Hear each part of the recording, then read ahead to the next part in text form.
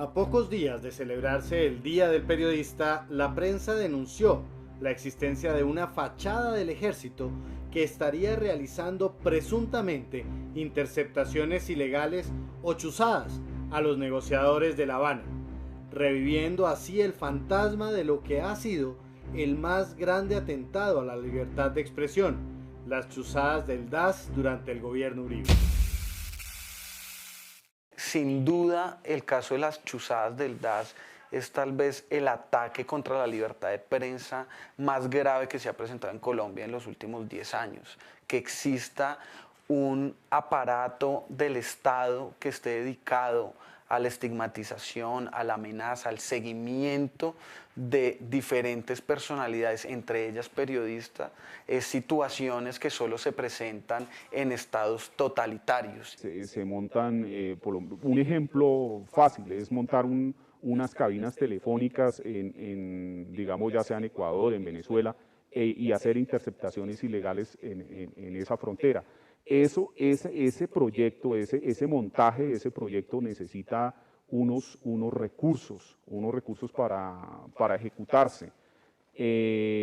Al irse ejecutando esos proyectos requieren la aprobación del alto gobierno y la exposición de esos proyectos.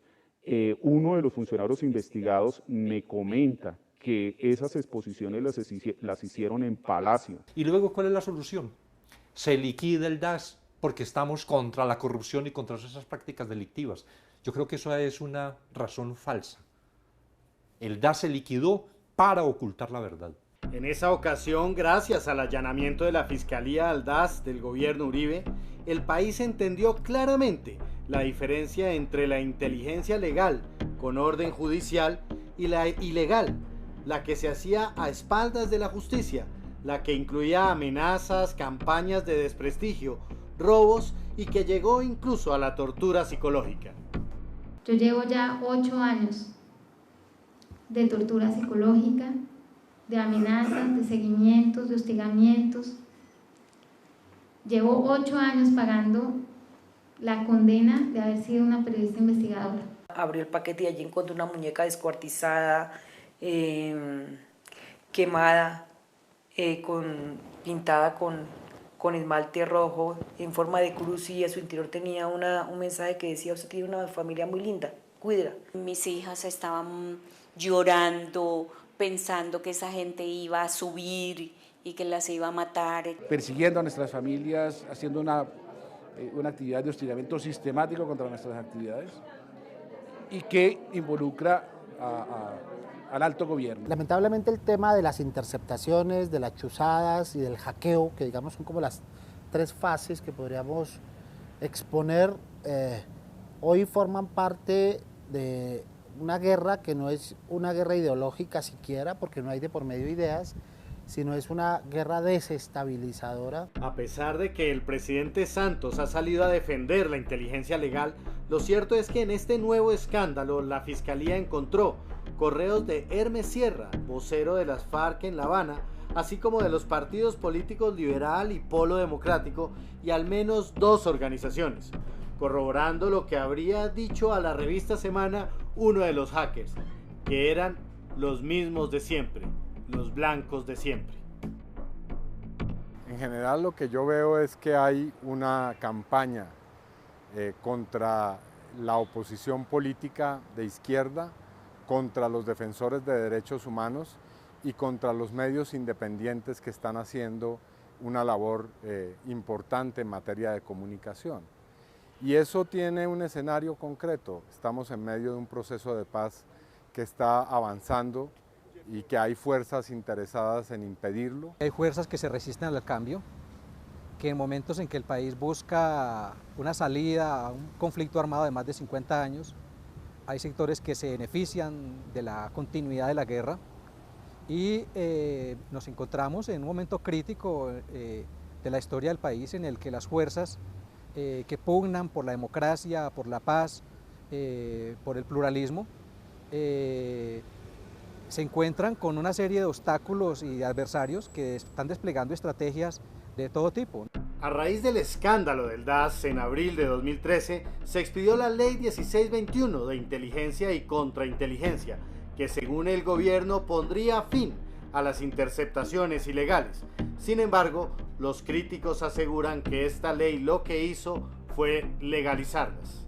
La Ley de Inteligencia, la Ley 1621 del año pasado, autorizó que, por ejemplo, el monitoreo al espectro electromagnético se pudiera hacer, es decir, que se puedan hacer barridos para establecer una serie de presencia de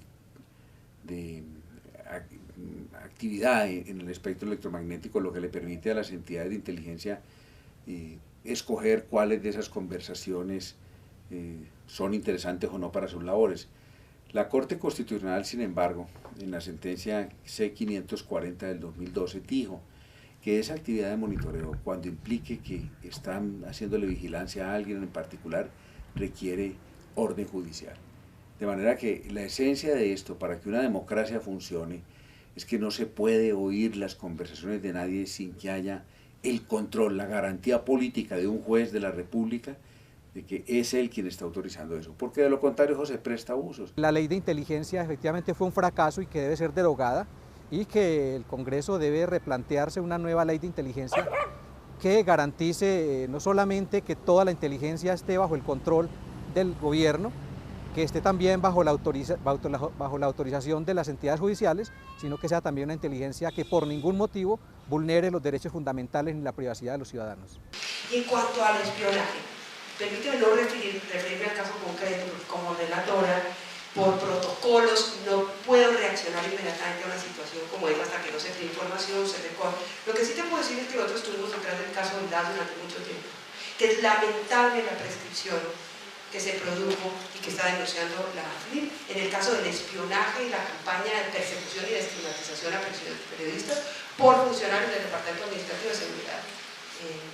Y que es muy importante que en este caso se investigue si eso es lo que está pasando.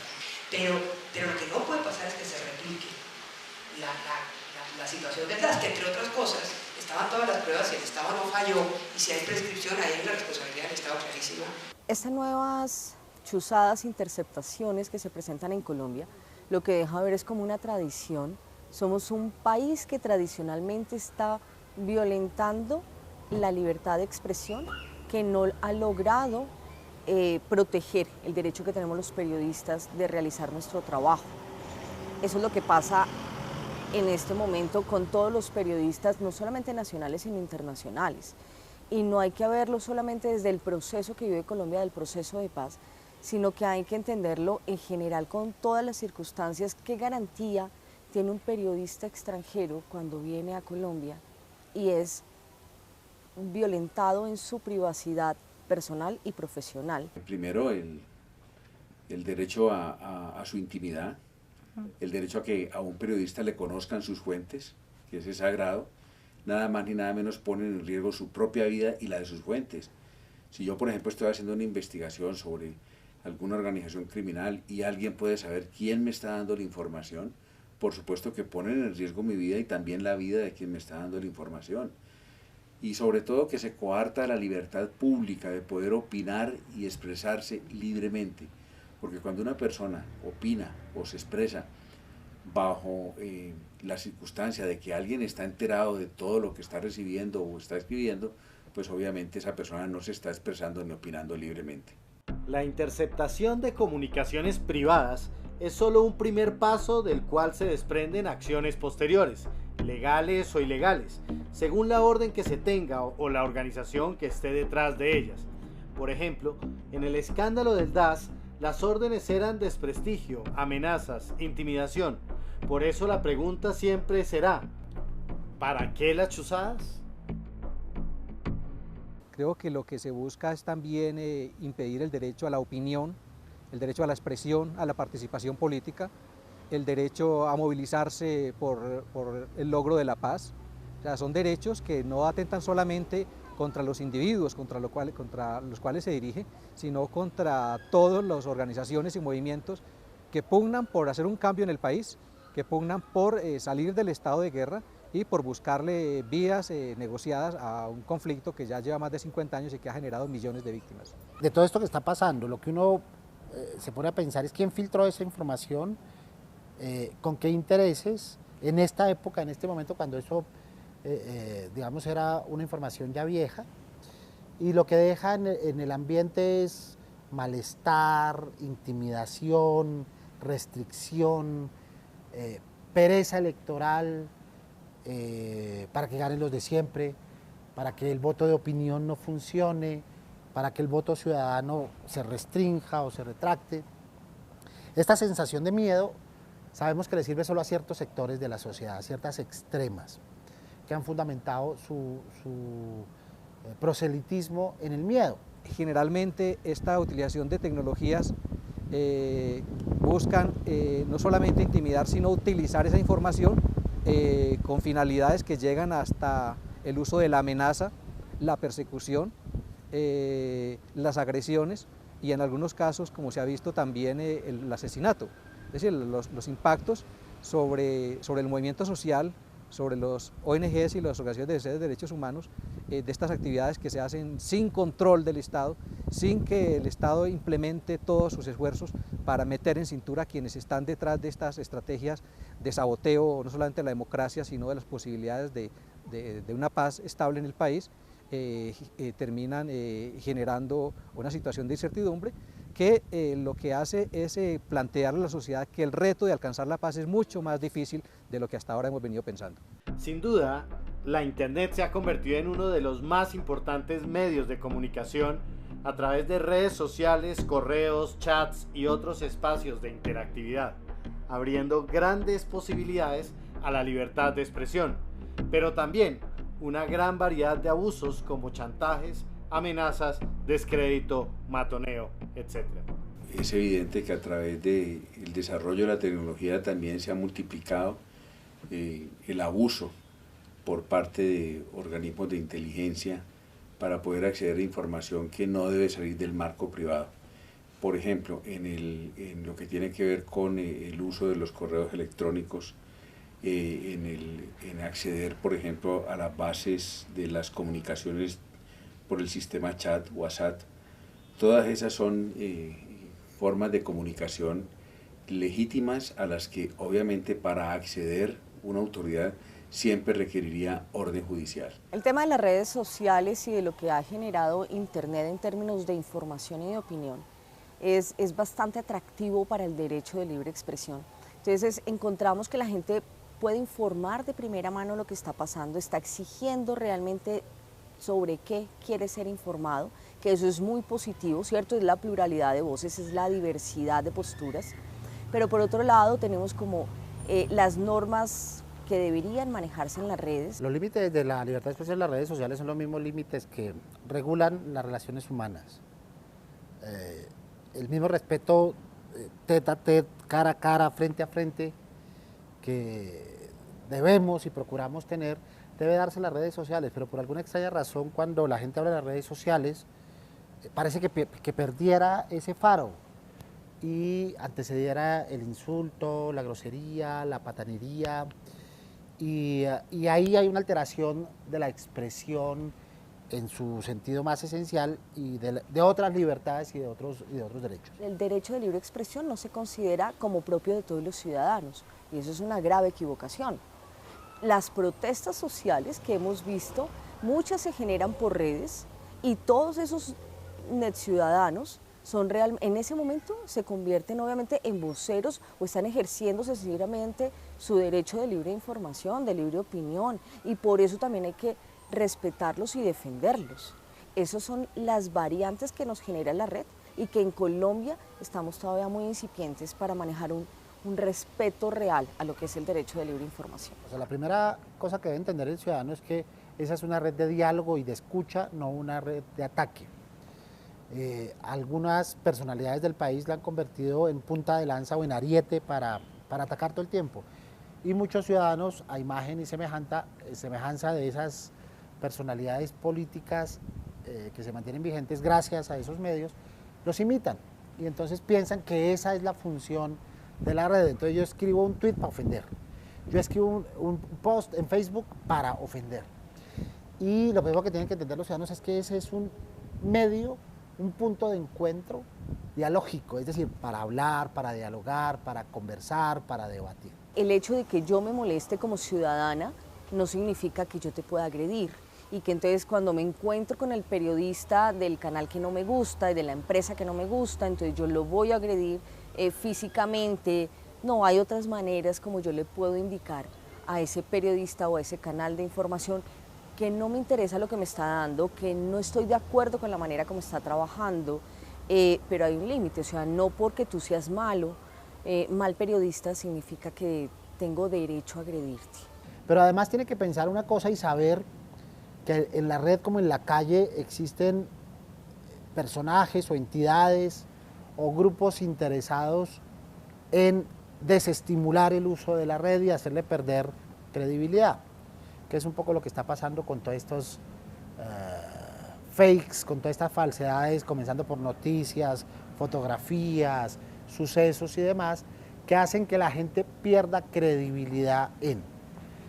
Ese estado también hace generar pesimismo, que la gente se eche para atrás, que no quiera participar, que quiere acabar un poco el ciberactivismo que se está produciendo en las redes sociales, de tal manera que no tenga ese ascendiente que paulatinamente está teniendo. Precisamente el pasado viernes el Canal Público de Bogotá, Canal Capital, y su gerente, el periodista Holman Morris, quien siendo director de este medio fue víctima de la persecución del DAS, denunció amenazas de muerte, sabotajes a la señal del canal, campañas de desprestigio en la web y hackeo de la página del canal, evidenciando que la libertad de prensa sigue amenazada. También le hemos informado a la Fiscalía cómo el año pasado una persona se acercó a las instalaciones de Canal Capital denunciando posibles atentados contra funcionarios de Canal Capital. Y más recientemente, un atentado, una suplantación a la página del canal y al Twitter personal del gerente, de mi persona. Evidentemente lo que vemos es que se están utilizando todo tipo de canales cada vez más sofisticados para lograr el objetivo de silenciar, de amedrentar, de generar un clima de terror que busca es desarmar la movilización ciudadana y generar un estado de pasividad en el que los enemigos de la paz se impongan, que los amigos de la guerra utilizan todo tipo de herramientas, de canales, de métodos, incluidos nuevas tecnologías como hemos visto, bloqueos a las páginas web, sabotajes a señales electromagnéticas de transmisiones de televisión, utilización de hackers que se reclutan a propósito con el fin de hacer más efectiva la persecución y utilizar los canales más sofisticados y de última generación en contra de los opositores políticos, los medios, los defensores de derechos humanos, las organizaciones sociales. Lo que pedimos nosotros, más que ofrecimientos de nuevos esquemas de protección o de reforzamiento de esquemas de protección, es que haya una investigación seria con relación a este tipo de amenazas. Sin embargo, estas graves denuncias hechas por el director de Canal Capital fueron eclipsadas por la reacción del director de noticias de Caracol Radio, Darío Arizmendi, y su compañero de mesa, Fernando Quijano. ¿Si estará de verdad amenazado Holman Morris o será una posición ahí para que reciba más protección? Pues en Darío, desde la administración distrital, precisamente denunciaron esas amenazas de muerte contra el periodista Holman Morris, quien es el gerente del Canal Capital, además de varios intentos de sabotaje a la señal del canal. ¿Y esa señal, usted ha visto que ha habido sabotaje contra la señal? Pues observo diariamente el Canal Capital, pues obviamente la fuente de Bogotá, y nunca he visto algún tipo de sabotaje. Lo que ellos dicen es que sabotaje en algunas regiones del país y en algunos lugares apartados del país. Holman Morris ha sido un periodista caracterizado por trabajar siempre con ONG, siempre digamos con el bando. ¿Siempre se ha sentido amenazado? Siempre ha sido una persona, digamos, que ha estado ahí frente al cañón. Ahora, como es un funcionario de la administración y con la situación que está pasando la administración Petro, seguramente no se sabe de dónde llegan esas amenazas. Mire, Fernando, ¿Usted cree que el Canal Capital tiene tanta influencia, tanto cubrimiento, tanto poder para que haya fuerzas que intenten interceptar su señal o bloquearla? Por favor. Y no, también hay tampoco. mucha gente que hace negocio con las amenazas, ¿no? Claro. O adquiere un mejor nivel de esta vida. semana en Caracol, como muchos de los amenazados, realmente esas son autoamenazas, mandan a hacer panfletos, esas organizaciones. ¿Ustedes se imaginan a los rastrojos o a los urabeños amenazando por razones de carácter ideológico? Esos son criminales, simplemente ellos van detrás del billete, no están persiguiendo a ningún candidato de ninguna parte, son autoamenazas. Es bastante irresponsable que yo, sin ser autoridad, o sea, no soy juez, no soy investigador, y que yo, sin ningún reparo, te juzgue o juzgue tu situación de riesgo. Eso hay que dejárselo, y lo hemos discutido muchas veces en periodismo, eso hay que dejárselo a las autoridades. No sirve o no es bueno para la libertad de expresión el que los periodistas... No sirve para la libertad de expresión el que los periodistas se vayan en contra de uno de sus colegas, porque nadie conoce lo que está pasando por dentro. No se puede demeritar una amenaza porque a mí me caigas bien o me caigas mal, o me parezca bueno o malo tu trabajo. Estamos hablando de vidas humanas, no estamos jugando. No hay límite entre libertad de información y libertad de opinión. Entonces, si yo lo que hago es opinar sobre tu trabajo, en vez de informar que hay una situación de riesgo, estoy agrediendo a los ciudadanos en su derecho de estar bien informados, porque les estoy dando mi parecer. Y mi parecer no es información. Entonces no se nos puede olvidar como periodistas que una cosa es opinar y que la opinión también necesita un fundamento, una argumentación, y está dado por la Corte Constitucional. Luego la discusión que a mí me parece un poco preocupante, de, por ejemplo, deslegitimar a un periodista que ha sido amenazado simplemente diciendo que cree que las amenazas no son verdad. Eso me parece gravísimo. Al insinuar que las amenazas provienen de ellas mismas, de una actitud malévola de los propios opositores políticos, defensores de derechos humanos o líderes sociales, quienes estarían inventando este tipo de amenazas en su contra, ¿sí? Quienes estarían inventando esta persecución en su contra con el fin de crear impacto en la opinión pública, con el fin de manipular la opinión pública a su favor. Es decir, terminan siendo los buenos, los criminales, a los cuales se oculta su actividad criminal, y terminan siendo los malos aquellas personas que son objeto de amenazas, de persecución o de atentados contra su propia vida. Lamentablemente en Colombia hay muchos casos en los cuales se ha intentado, después de estas amenazas, banalizarlas o señalar a quienes las están recibiendo a través de una serie de estigmatizaciones públicas, y allí están miles de personas en los cementerios que corroboran que las amenazas no eran simplemente advertencias superficiales o formales. En todos estos años de ver lo que pasa con la libertad de expresión en Colombia, tristemente hay que decir que la solidaridad de gremio es nula en Colombia. La mayoría de periodistas de región que son amenazados son estigmatizados por sus colegas, no les dan trabajo, les hacen el feo, hablan mal de ellos. Esa es la mayoría de nuestros periodistas, y es más por miedo. Realmente no es porque el colega crea eso. Acá tenemos casos críticos de periodistas que, por ejemplo, han sido en algún momento judicializados, se comprueba su inocencia, y según a ese baile funcionan los otros periodistas. Estas investigaciones, como la que acaba de recibir Semana, nuestro querido colega Ricardo Calderón fue víctima de amenazas y de atentados, de todos bien conocido. Por eso no le queda bien a nuestro gremio poner en duda las amenazas que llegan a nuestros colegas.